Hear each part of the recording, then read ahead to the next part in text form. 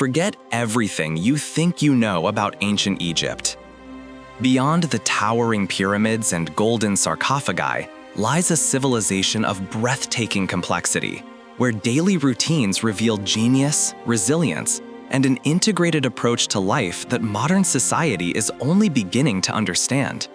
From sunrise on the Nile to the quiet communal evenings, ancient Egyptians lived lives of profound purpose and astonishing ingenuity.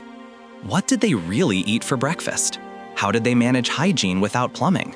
And how did their interconnected daily habits allow a civilization to thrive for over 3,000 years? Let's step back in time. Imagine 3000 BCE. The first rays kiss the eastern horizon over the Nile River. For ancient Egyptians, this wasn't just another morning. It was the sacred rebirth of the sun god Ra. Most lived in practical mud brick homes with flat roofs for extra space, thick walls to combat heat, and small windows positioned to catch desert breezes. The matron of the house was typically the first to stir. This wasn't due to subservience. Egyptian women often held significant power, managing finances and even businesses. Her early rise was purely practical. Fresh bread, the cornerstone of every meal, had to be started. The daily bread-making process was a testament to their life. Grain, usually emmer wheat or barley, was painstakingly ground with stone querns for hours, a back-breaking task. Noble households had servants for this. Laboring families often rose even earlier to finish before the oppressive heat. While bread began to bake, others attended to personal hygiene. Without running water, large pottery jars held precious water, carried daily from the Nile or wells. They cleaned teeth with frayed Salvadora persa twigs, known for natural antibacterial properties. Wealthier Egyptians sometimes used a toothpaste of ground pumice, salt, and mint.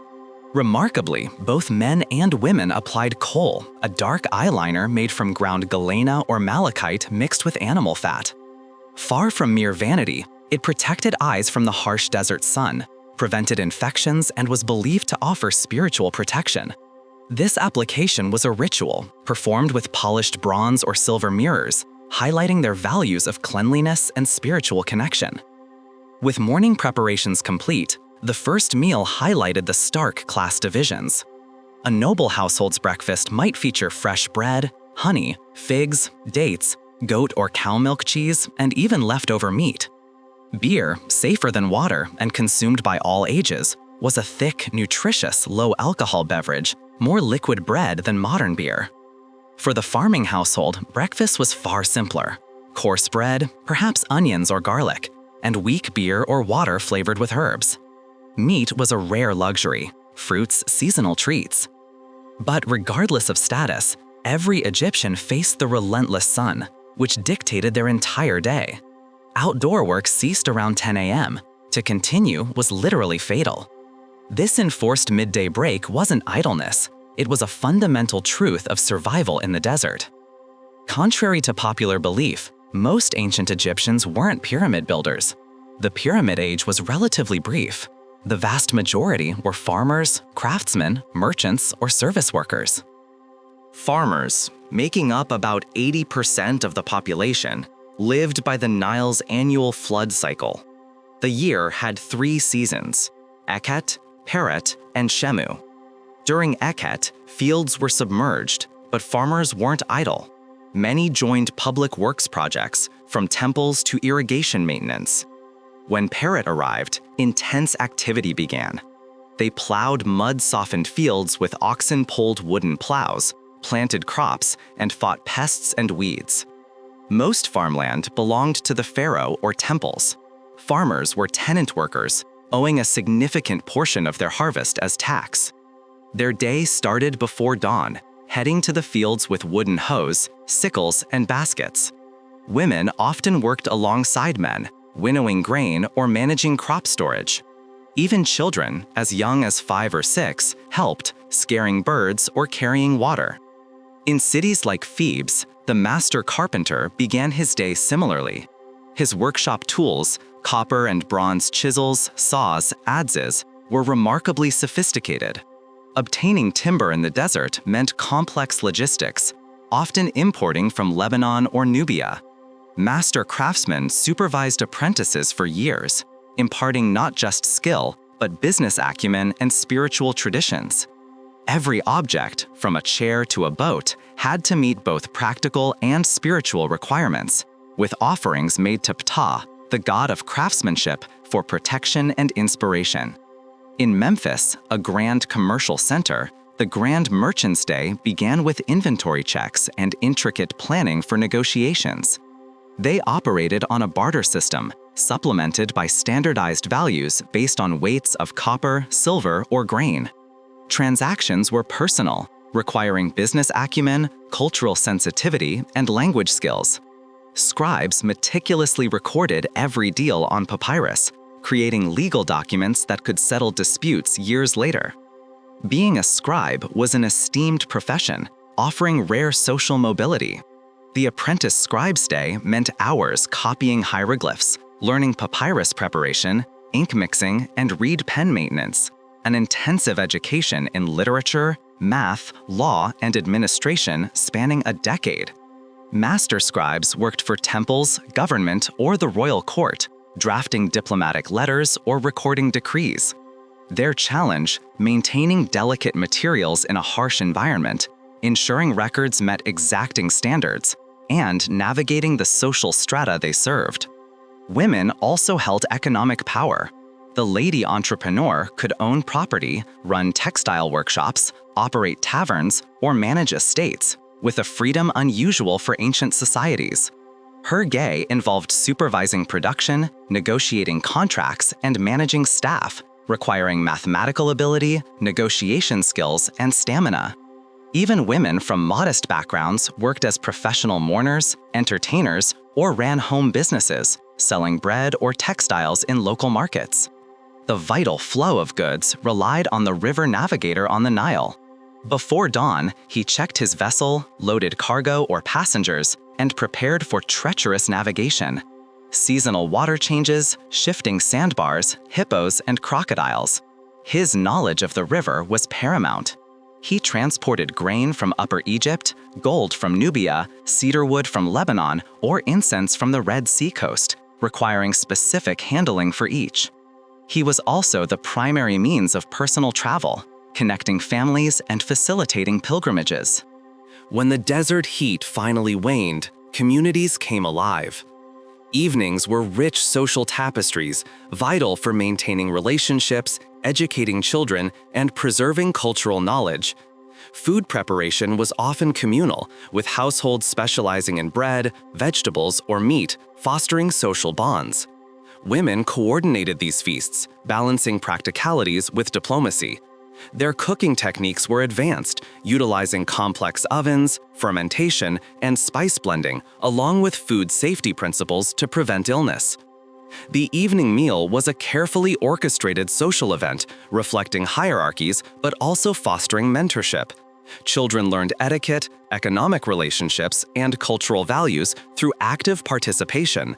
Stories, beyond entertainment, were information systems, preserving historical knowledge, practical expertise, and ethical principles. Music, with harps, flutes, drums, and sistra, wasn't just casual. It held spiritual power, with songs as hymns or protective incantations. Dancing served recreational and ritualistic purposes. Games like Senet, a famous board game, combined intellectual challenge with spiritual significance, reflecting the journey through the afterlife.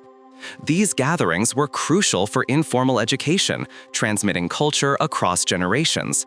Children learned through stories, songs, and conversations, not just formal schooling.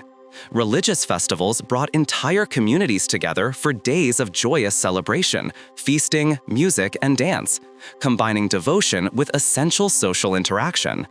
Organizing them required months of planning, coordinating craftsmen, farmers, musicians, and religious officials, demonstrating remarkable societal coordination.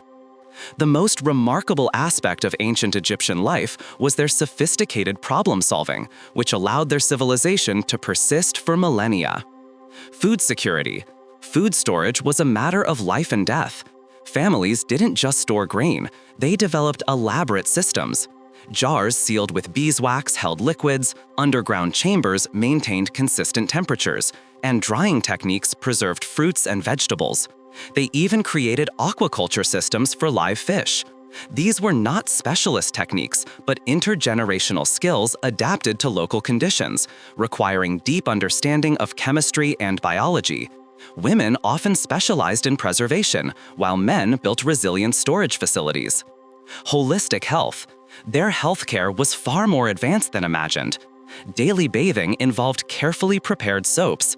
Preventative medicine included herbal preparations, sound dietary practices, and physical exercises integrated into daily life.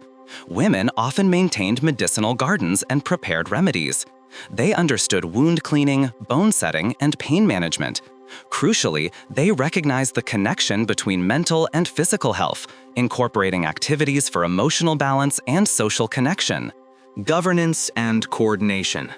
Egyptian society was incredibly interconnected. Village elders mediated disputes, assessed conditions, and planned daily activities without modern communication. They relied on visual signals, drum patterns, and sophisticated social protocols. Children served as trained messengers, learning discretion and accuracy. Information flowed through formal, informal, and emergency channels, creating redundant networks for reliability. Regional information viziers analyzed trends, identified anomalies, and coordinated responses across diverse communities. This systems thinking allowed problems to be addressed proactively. Economic prowess. Their economy was complex. Merchants engaged in market analysis across multiple communities, balancing immediate profit with long-term relationships. Their record-keeping managed hundreds of variables mentally or on papyrus. Negotiations were collaborative problem-solving, not just haggling, respecting cultural norms and building trust. Reputation systems, tracking reliability and honesty, were vital, serving as sophisticated information networks that incentivized good business practices. Collaborative infrastructure projects, like roads and ports, involved complex engineering and inter-community agreements, showcasing advanced management skills. Integrated spirituality. Religion wasn't separate from daily life, it was interwoven. Morning offerings weren't rote prayers, but genuine spiritual engagements, connecting individuals to cosmic forces. Farmers prayed for protection and growth, but also prepared their fields diligently. Craftsmen blessed their tools and acknowledged the spirit of their materials. Work was a form of worship, instilling high ethics and quality standards. Religious observances were brief but meaningful, enhancing rather than hindering productivity. Different crafts had patron deities with specific rituals tailored to their work. Food preparation, sharing, and even child-rearing were imbued with spiritual significance, fostering gratitude, community bonds, and moral development. Festivals were not just parties, but intense learning experiences, transmitting practical skills, cultural values, and social knowledge through stories, music, dance, and art. They were cultural curation, determining how traditions evolved. The daily lives of ancient Egyptians reveal a profound understanding of human organization, motivation, and flourishing. They created resilient, adaptive communities that integrated individual needs with collective well-being. Their complex coordination, sophisticated problem-solving, and integrated cultural systems allowed them to build one of history's longest-lasting civilizations, thriving through centuries of change and challenge. Their story isn't just about the past. It's a testament to ingenuity, offering timeless insights into how interconnected human systems can achieve remarkable, enduring success.